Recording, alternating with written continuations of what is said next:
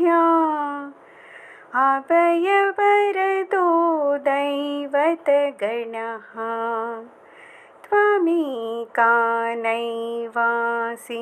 प्रकटितवराभीत्यभिनया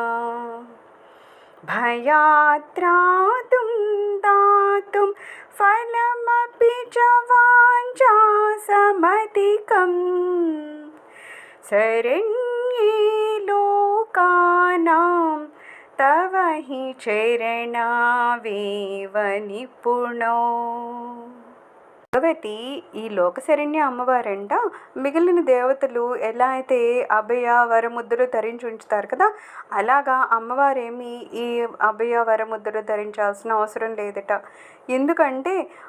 భక్తులని భయం నుంచి రక్షించడానికి కానీ లేకపోతే వాళ్ళు కోరుకున్న దానికన్నా అధికమైన